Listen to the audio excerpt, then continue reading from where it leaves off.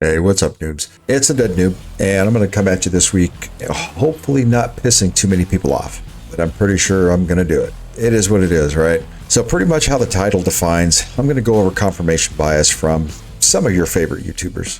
Gamers love to think that they're logical, objective, tactical masterminds, but the truth is, most of us are running on confirmation bias harder than SBMM runs on your hate. And today, well, I'm going to go ahead and break down 4 major gaming creators, Westie, BlameTruth, NerosCinema, and Enders, and how each fall into different types of confirmation bias, and how you get manipulated by it. It's a trap, and it's designed to trap you. So before I start taking you down this road, this isn't a call out. So simps and fanboys, well, you can leave your hate-filled spittle in the comment section below. Go ahead. I won't block you. I won't even ban you. So let the hate flow through you, my young Padawan.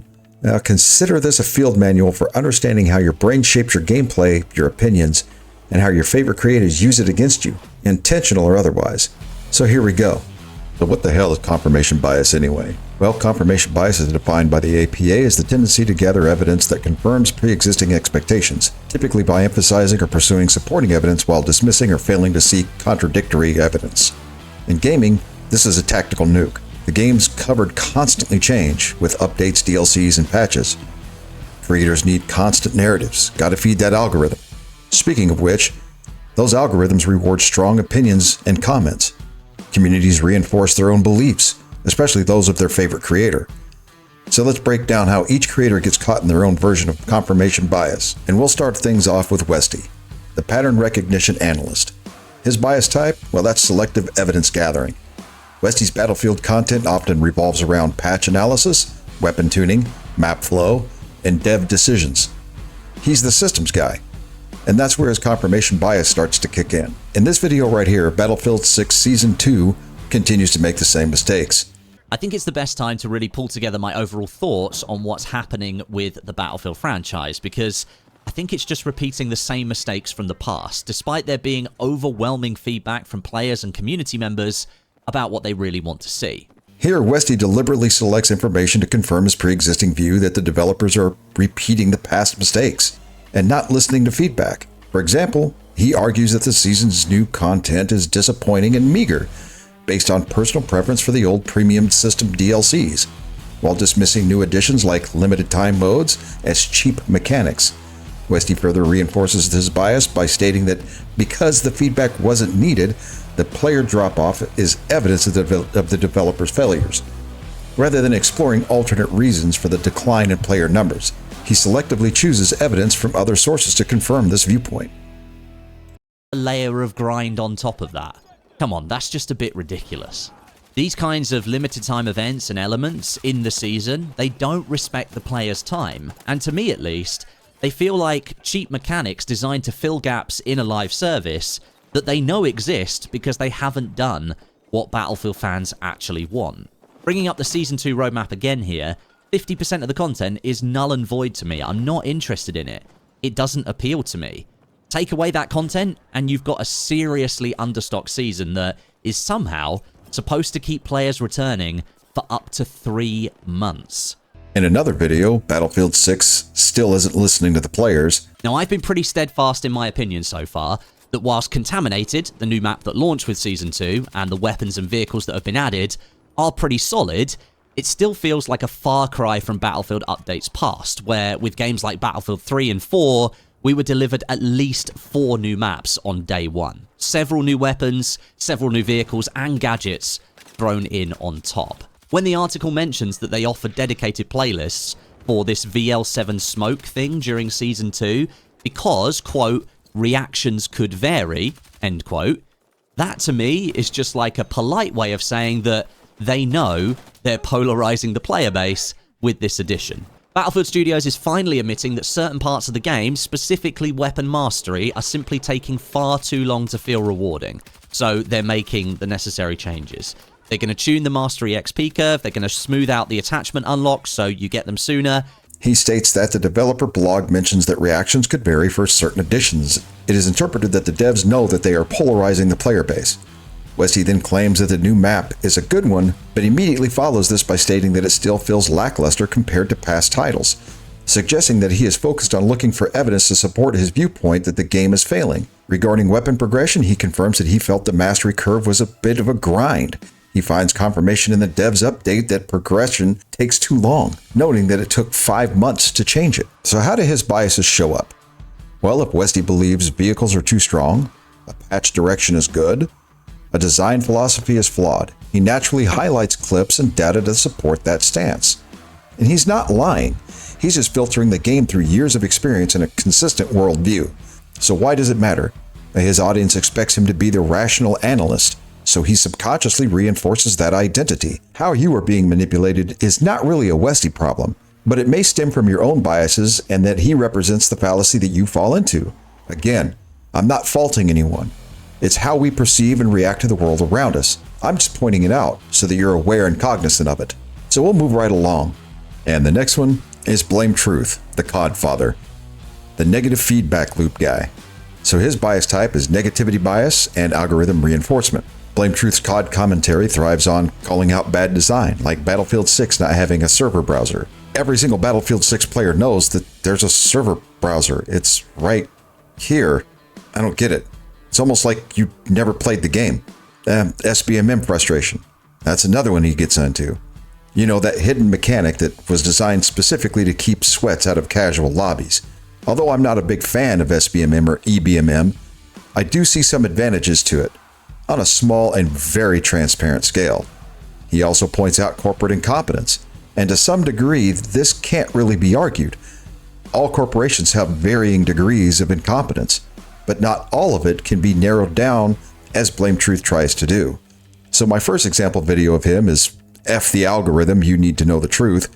Am I just being negative for the sake of it? Like, am I just doing it to propel the BlameTruth persona, the YouTube persona forward? I like this game and I play it 10 hours a day and I leak it on the internet and I cover it. And if this person doesn't like it, then he doesn't like me in my life. So I hate him. Fuck this guy. That is 100% how they think. And I'm not saying that as an insult. I'm saying that that's how it is. Because I'm trying to do a good thing and I'm trying to not have the consumer constantly be fooled and fucked over and have their time or their money wasted. That everyone in this space is just an over emotional moron when they get hit with some fancy marketing and some flashy lights and some viral advertisements, then you are insanely mistaken. I find that the Call of Duty community is super emotional and knee-jerk, and I don't really trust anything they have to say. I mean, that's one of the best examples I can give you that I was just right. Why am I still like one of the few people saying this stuff? And when I do say it, why is it still only my fan base that listens? He expresses negativity bias as a warning system. BlameTruth argues that focusing on the negatives, such as poor gaming industry practices, is a form of necessary truth-telling rather than just a persona. He justifies this by stating that ignoring these issues leads to consumers being fooled and losing their time or money. He then represents emotional response to criticism, as he describes the community as highly emotional and prone to knee-jerk reactions to flashy marketing, which reinforces the need for his blunt, critical approach in order to break through that noise. Combating consumer exploitation, BlameTruth frames his negative outlook as a countermeasure against corporate greed, citing instances like DICE layoffs despite high Battlefield 6 revenue. EA has laid off an unknown number of individuals from across its Battlefield teams, including workers at Criterion, DICE, Ripple Effect, and Motive Studios. Part of a realignment across the Battlefield studios. Actman puts this into perspective and says Battlefield 6 was the best-selling game of 2025. It made at least $490 million in revenue from 3 days of launch, and I think that number is around $3 billion now confirmed. It was the first FPS in 18 years to outsell Call of Duty. Despite this, DICE was still hit with layoffs. The game industry is run by obnoxiously greedy sociopaths. Thank you. Thank you for saying what I've been saying. Well, that's kind of partially true. I think you skipped over a lot of stuff. The layoffs are part of the corporate world, specifically when completing a major project. If you actually had done that construction job you're referencing, you would have experienced this firsthand. I did when I was an electrician many years ago. On top of the fact that the company was just sold, and layoffs during restructuring is extremely common, especially when no ownership is announced. So I don't want to call you a grifter, dude, but you do come off as very petty from time to time. His brand is built on critique, so confirmation bias pushes him toward highlighting negative experiences, even though he openly states he wants the game to return to its previous glory when there wasn't much in the way of competition in the gaming space as a whole. Now let's take a look at it. Back when 2012 was the major highlight of COD, there was only 10 to 15 major publishers in the space. There are now over 40. So by what rubric are we grading? Are we going to use yesterday's rubric to grade today? Or are we going to use today's rubric to grade yesterday? I'm confused. Which one is it? Or are you just making up the rubric as we go? And then downplaying positive events. Even if a specific mode or feature is well received, he'll downplay it or just skip over it completely. And then interpreting every frustration as proof that COD or Battlefield are in decline. This one would be hard to argue due to the evidence of player decline on Steam. But is it the reason that he states, or is it just fatigue? Or was the high player decline due to other contributing factors, like new title releases, or the draw towards the free-to-play games? Or in my opinion, the most likely return to COD from frustrated Black Ops 6 players. Black Ops 6 was at the end of its life cycle when Battlefield 6 released, and it incorporated a faster movement and playstyle from Call of Duty. But when perceived expectations fell short of what this generation, the instant gratification people, expected, the migration was on, and Battlefield 6 player count plummeted. And the stories flew through the content creator algorithm like an HE wrap round out of a 777. So why is this bias powerful? Well, negativity performs well on YouTube. The algorithm rewards it. The audience eats it up. And the creator, well, they lean into it, consciously or not. This creates a self-reinforcing loop. Negative expectations, negative interpretations, negative content, audience validation. I only have one personal thing against BlameTruth, as he called America a third world country in a recent video, which I'll stand on the preposition that he's never lived outside of the United States. And you can't validate that statement truthfully. But that's where the disagreement stops. Nothing else is a personal issue for me. He seems to like his self-proclaimed rational persona and his blame-wisers as it is. And it works.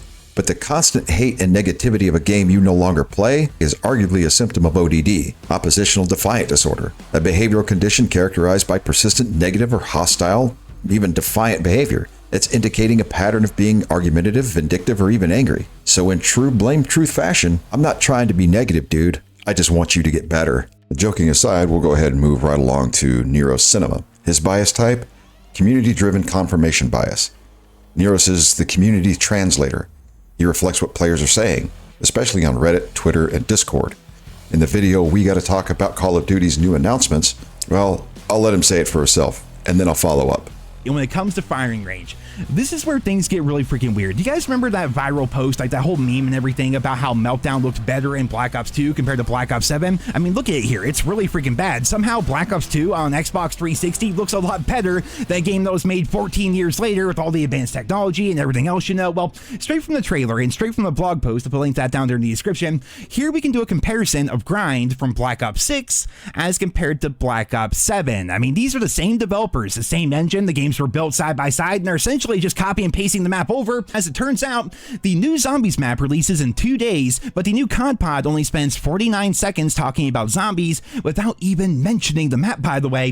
That's 1.8% of the podcast. How did they spend those 49 seconds? They said there are plans to bring weapons back to zombies in Season 3, and that's absolutely true. Actually, watched the entirety of the COD pod here today, and apparently some classic zombies weapons will be returning with Season 3, and the devs are claiming it's going to come back in a special way, which is probably just dev talk for the 115th leaderboard event they're adding to Black Ops 7.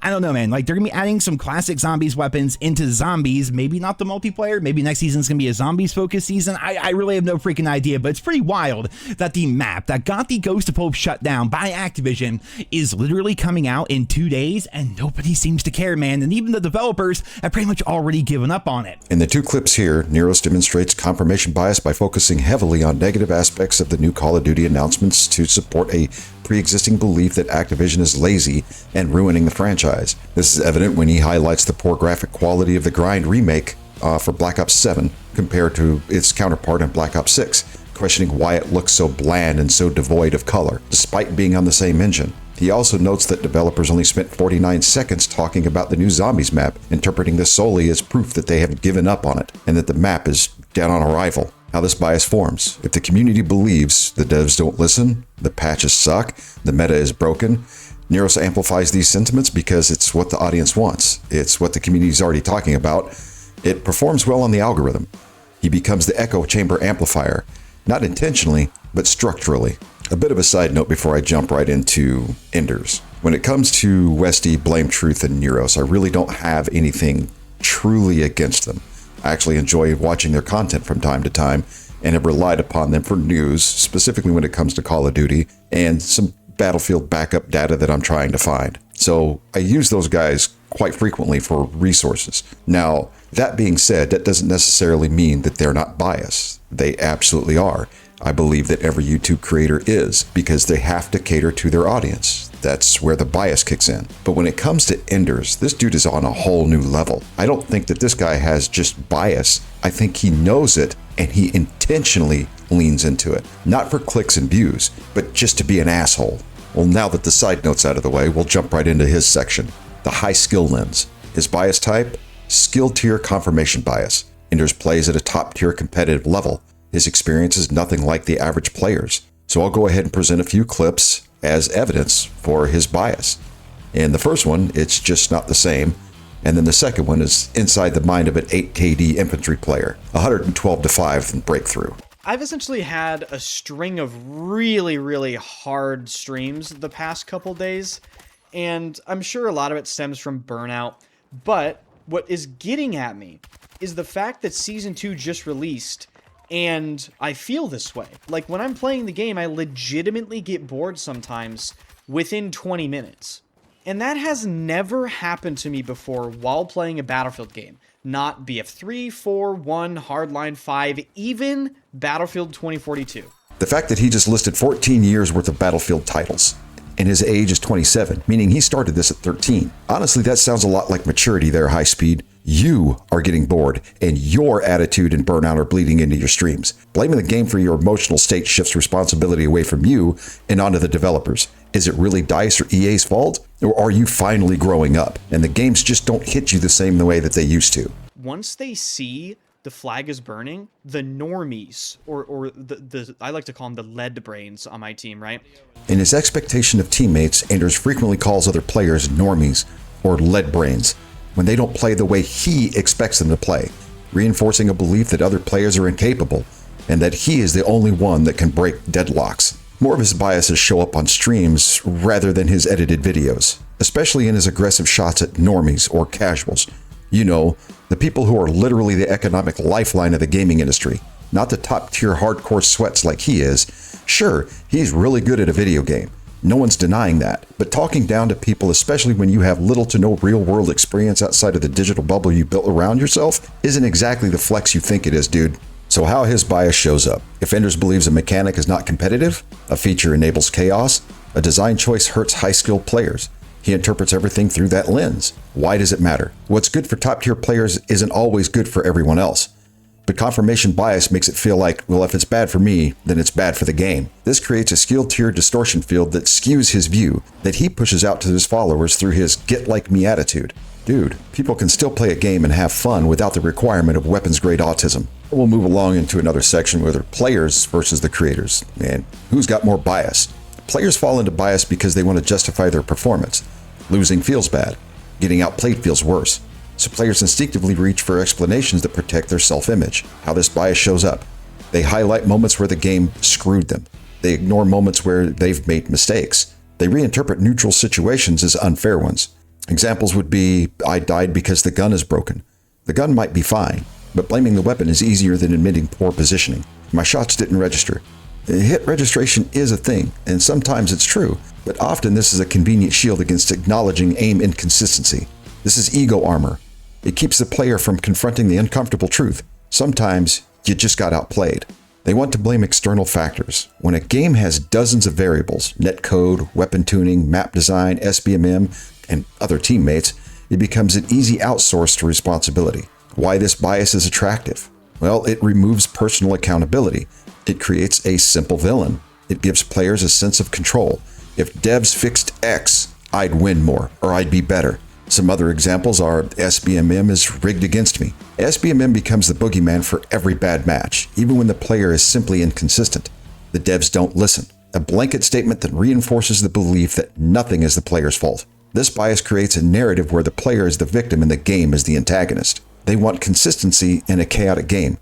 Multiplayer shooters are inherently unpredictable. You can do everything right and still lose. Humans hate randomness, so they invent patterns. Why this bias forms? The brain prefers a bad explanation over no explanation.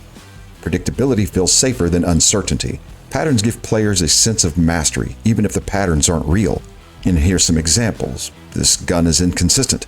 The matchmaking always screws me at night. The game punishes you for doing well. These statements create an illusion of order in a system that is fundamentally chaotic. The core truth is that players use bias to protect their ego. And at the heart of all of this is ego preservation. Losing in a game feels like a personal failure. Dying feels like judgment. Being outplayed feels like an attack on your competence. So players build mental framework that protects their identity. I'm good, the game is just bad. I'm consistent, the system is flawed. I'm improving, the devs are holding me back. These beliefs aren't always logical, but they are emotionally satisfying. Now we'll go ahead and get into the creator's confirmation bias. And why do they fall into confirmation bias? Well, creators aren't just players with a camera, they're performers, and they're trying to create or maintain a brand. And once your voice becomes the product, your opinions stop being flexible. They become the asset you must protect. Now here's a deeper breakdown of the psychological and structural forces that push creators into bias. 1. They need consistent narratives. A creator's content isn't random, it's a storyline. Their audience expects a certain worldview, and creators learn quickly that consistency equals retention. Why this creates a bias? Well, changing your stance confuses your audience. Admitting you were wrong risks losing the illusion of authority. Consistent narratives make editing, scripting, and branding a lot easier. How it shows up. If a creator built their channel on "this game is dying," they will subconsciously look for evidence that the game is dying. If their brand is "devs are incompetent," then every patch becomes proof of incompetence. If their identity is "I'm the guy who hates SBMM," then every match becomes ammo for that stance. Creators just don't have opinions. They have story arcs. Number 2, their audience expects certain viewpoints. Once a creator becomes known for a specific take, the audience reinforces it. Well, why does this matter? Well, viewers reward familiar opinions in echo chambers with likes, shares, comments, and views. The things that every creator asks for, present company included. Deviating from the expected stance risks community backlash. Hell, you can get ratioed for that. Audience identity becomes tied to the creator's identity, and therefore must be reinforced. Even when the creator states, "I don't care if you unfollow," they still placate to the echo chamber. Here's some examples.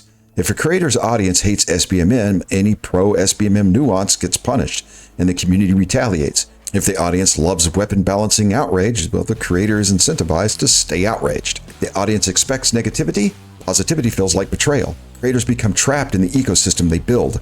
Number 3, the algorithm rewards predictability. YouTube doesn't reward accuracy. It rewards consistency, emotional clarity, and repeatable patterns. This is how it shapes your bias. Videos that match previous successful topics get boosted. Strong, polarized opinions outperform balanced analysis. Outrage, frustration, and rage bait generate more watch time. So the result is creators start seeing a world through the lens of what performs, not what's true. If the devs don't listen gets 200,000 views, creators' brain learns to look for evidence that devs don't listen. This is algorithm-shaped confirmation bias. Number 4, their identity is tied to their stance. Creators aren't just people, they're brands. And brands must be consistent, recognizable, and easy to summarize. Why this creates a bias? Changing your stance feels like changing your identity. Admitting you were wrong feels like damaging your brand. Nuance feels like weakness in a space built on strong opinions. And here's some examples. A creator known for "COD is doomed" can't suddenly say, "well, COD is improving." They might say an aspect is good, but will generally retreat to the negativity in order to retain their core viewers.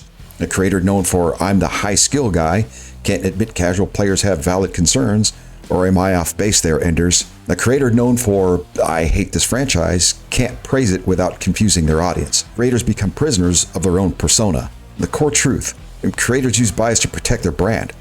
Players use bias to protect their egos. And publishers and developers, well, they may use biases to protect their businesses. That bottom line matters. Let's be real. For creators, their biases become marketing strategies, a brand identity, a content formula, a relationship with their audience and community, a survival mechanism in the algorithm economy. Bias isn't just psychological, it's structural. Creators aren't just wrong sometimes, they're incentivized to stay wrong. So why this matters?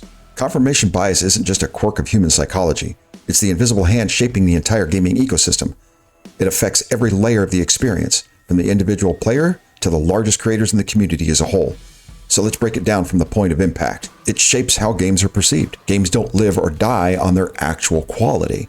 They live or die on the narrative around them. The Division 2 died when devs punished players with permanent bans for a broken DZ mechanic that they forgot to patch, leading to a large portion of the player base just leaving the game. How bias warps perception. The game becomes dead long before it actually is. The Division isn't dead, it's proudly celebrating its 10th year anniversary, while the Division 2 is celebrating 8 years. A weapon becomes broken because a few creators say so. Several creators on various platforms can think that a metagun is broken, but what they do is they discount playstyle or a counter playstyle. Maybe somebody's using something else and doing good at it. And then we have a patch becomes terrible because the community expected it to be.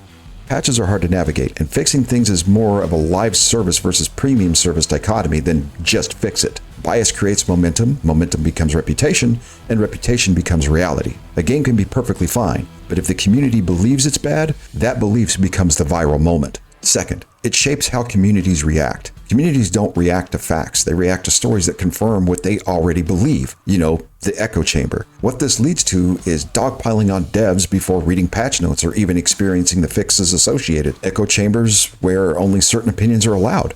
Any outsider or nuance gets attacked by the creator or their followers, aka the Simp Squad. And tribalism between casuals, sweats, veterans, and newcomers. This is where many creators influence which group they intend to capture. And once they have those followers, their biases start to show up, and they can be seen by those that are looking and can recognize them. Overreactions that snowball into full-blown outrage cycles. The crash out over a patch or perceived lack of content, fixes, bugs, and the list is virtually limitless. Communities become self-reinforcing machines. Once a narrative takes hold, it becomes nearly impossible to challenge. Go into BlameTruth's comment section and call Call of Duty Black Ops 7 a great game. See what happens to you. Even if you truly believe it or not, you'll undoubtedly get attacked for it. Third, it shapes how creators build narratives. Creators just don't report on the game, they frame the game. Their bias influences which clips they choose to show, which topics they repeat, which problems they amplify, and what solutions they will completely ignore. Creators become storytellers, and the stories they tell become the lens through which all of their followers view the game. When a creator leans into a bias, the audience follows. When the audience follows, the algorithm rewards it. When the algorithm rewards that bias becomes permanent, especially to those who rely on their content as a primary source of income. And fourth, it shapes how players interpret their own performance. This is the most personal layer. Bias becomes the filter players use to explain why they died, why they lost, why they're stuck on a mission or task, why the game feels off. Instead of, I made a mistake, it becomes the game screwed me. I need to improve, well, it becomes the system is rigged. Bias becomes a shield and a prison. And finally, understanding it doesn't make you immune. Recognizing confirmation bias doesn't magically make you free from it. You're still human. You still have an ego. And you still have the desire to be right. But it makes you dangerous. Because once you understand the bias, you can see the strings. You start noticing things like when a creator is pushing a narrative, when the community is spiraling, when a player is protecting their ego, or when you're looking for excuses instead of truth. You stop being manipulated by the algorithm and the outrage cycle, the emotional reflexes that drive most gaming discourse. You become the person in the room who sees the pattern, and everyone else is trapped inside of it, like a rat in a maze. And once you see the bias, you can't unsee it. It's like being flashbanged with nods on. Suddenly, the narratives look obvious, the excuses look flimsy, the outrage looks performative, and the patterns look predictable. You can't go back to the old way of thinking. You can't pretend you don't see the mechanisms at work. You can't unhear the tone, unsee the framing, or unfeel the manipulation. You become aware, and awareness is the antidote. All right, noobs, I said a lot in this one, and I apologize for going this long, but I'm glad you made it to the end. Thank you for that. So if you like what I'm doing here, please like, share, leave a comment. Tell me exactly how you feel about this and whether you are starting to recognize the manipulation yourself. So I'll go ahead and drop it right here. And as always, be good or be good at it.